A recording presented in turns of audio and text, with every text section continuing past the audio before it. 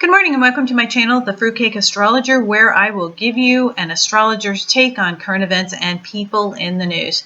So in this reading, I'm taking a look at who I think will win the 2020 presidential election. So before I begin my reading, I want to talk about some alternative social media sites that I'm going to be posting to. I listened to another astrologer, and she was really upset that she had just been demonetized. She's like, it wasn't a lot of money, but it really helped me make ends meet. And I have never gotten a penny out of YouTube, so this is, isn't about me, but I see them doing some darn rotten stuff to people, as if Google and YouTube aren't rich enough without them demonetizing the little guys. It's like, oh yeah, let them do the work and we'll take the money. And it just doesn't feel right to me. So I'm going to actively try to move away from YouTube. And these are the sites that I'm going to post to. Parler looks to be the biggest, but what the gatekeepers they are. You have to enter a CAPTCHA and a two-step verification on your phone to even log in. So to me, and they're very, very slow, but lots of people plowing into Parler. Rumble, I think, might attract a lot of the YouTube people who are used to being monetized because they post to how much money you're getting per video. So I think that might entice the YouTubers who were used to the income away. BitChute has lots of nice tools for YouTubers to transfer their videos over. And Brady, and I just like the layout of that one. So I have no idea if any of these will even percolate to the top, but these are the ones that I will be posting on, and I hope one of them will percolate to the top. I'm not going to make you listen to a bunch of Astro speak to get to my predictions, so I'm just going to come right out and tell you I think Trump will win, A. But B, I also think there is danger that Biden will drop out right before the election. A lot of astrologers are seeing that the elections might be delayed.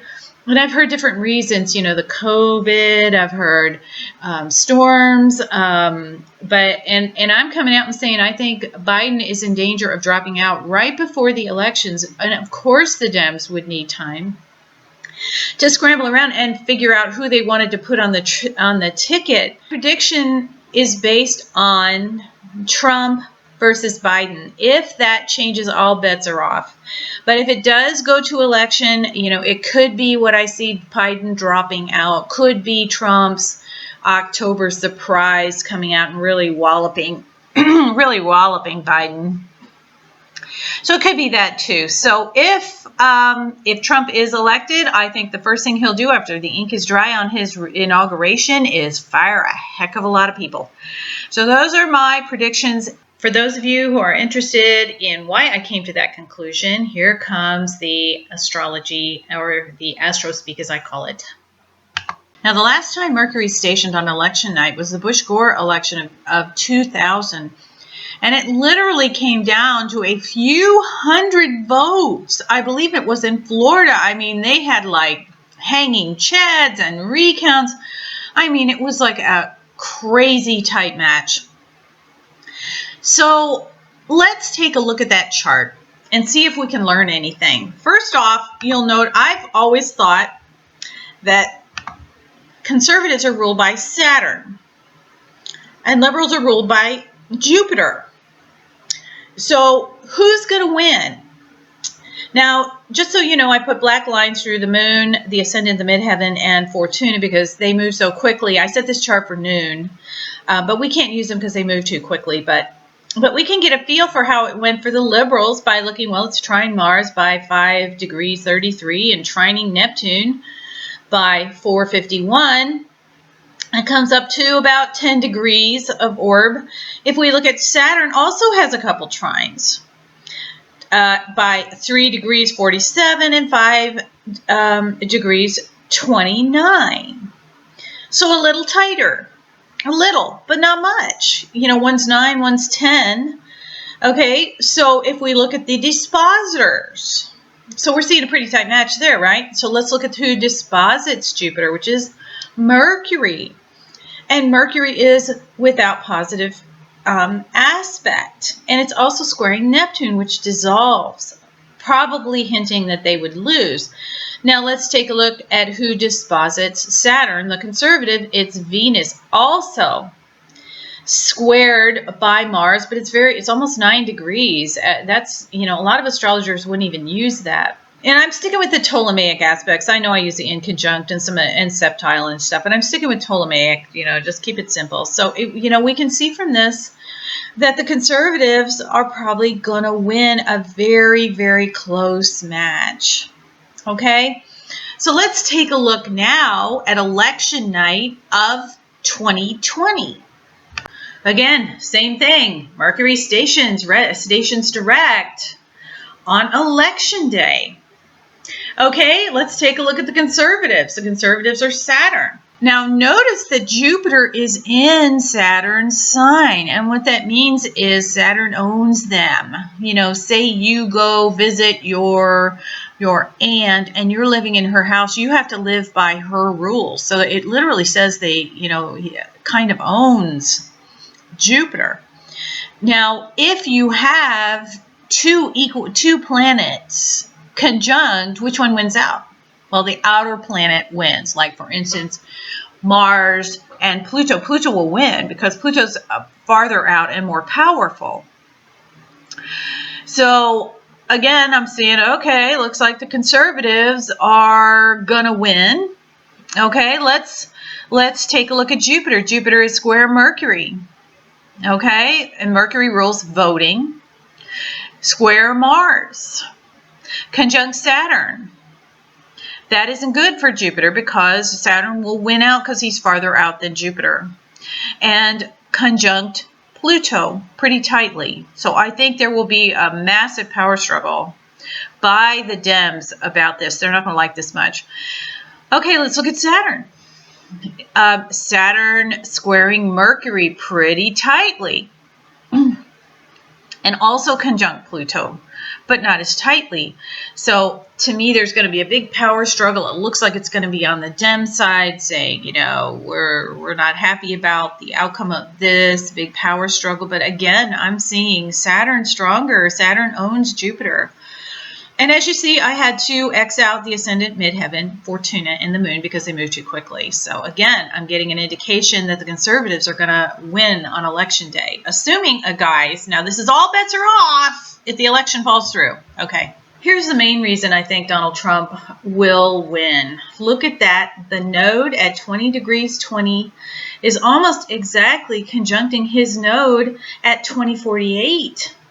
Now, remember, Donald Trump was born on a total, not a partial, mind you, a total lunar eclipse, which is why the node is there conjunct the sun and opposing the moon. That is the signature of a total lunar eclipse.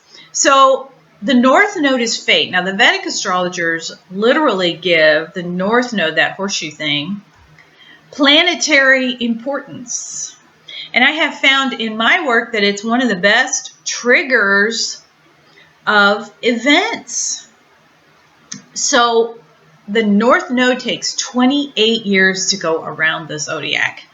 And my goodness, on election night, it's coming back to conjunct his total lunar eclipse. How do you beat that?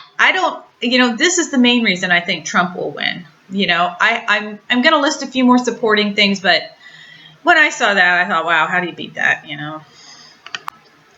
Note also on election night, the moon is coming around to trine his Jupiter.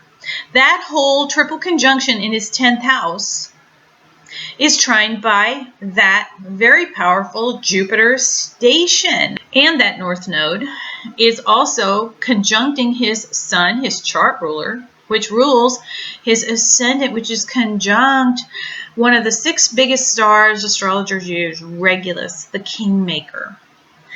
So to me, this was fated. The North Node is fate. He was fated to be our president, and this is trining Jupiter. So I think he will be a decent president. I know a lot of people don't like him, but he has moon in Sag.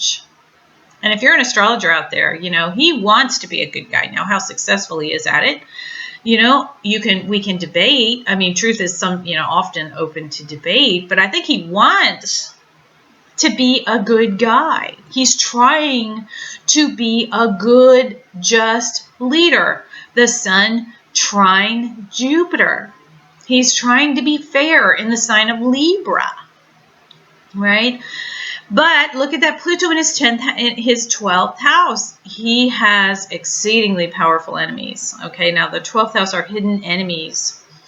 And he's got some whoppers. So we're just going to have to keep an eye on his transits, because I think he is in danger, especially with Caput Algol, one of the most malefic stars, conjunct his midheaven.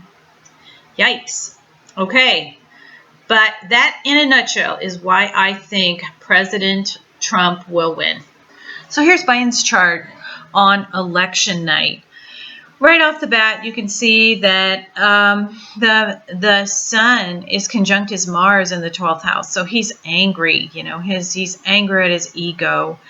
And that, the sun takes a degree to move a day. So the sun is going to be traipsing across his stellium in Scorpio, which isn't, is easily the worst thing in his chart. The moon will be conjunct the node around 9 o'clock that night or so, roughly 9-ish. And of course, that moon is going to be, the moon and the north node at 20 degrees of Gemini is going to be conjuncting Donald Trump's stellium in his 10th house, that total lunar eclipse. So that's a big deal. Also difficult for Biden is that Neptune opposes his midheaven. And, Neptune dissolves anything it touches. So, I am definitely not getting the read of someone who is winning a presidential election. So that's my second supporting. So on election night, how's Kamala look? She's got Neptune in her 10th, never good when you're trying to increase your career. Mars is there, retrograde, squaring the 8th house stellium there in the 8th house of rejection. I think she's going to take this really hard. I think it's not going to make her very happy to be losing. The moon will be transiting her 12th house of sorrow and loss. So I think she's going to feel like really bummed. Okay, and then the sun, which I consider the best trigger of all, followed by the north node, the sun, of course, is the most energetic body in our solar system, is conjunct Neptune. So I am definitely not seeing someone winning a major political election. I see it three ways. I think Trump's going to win. The only thing that could throw a wrench in this is if Biden decides to drop out right before the election. Then I'll have to come back and take a look at the new people, if there are new people. Okay, guys, that's it. If you enjoyed these readings, I hope you will like, share, and subscribe, and I appreciate you listening. Bye.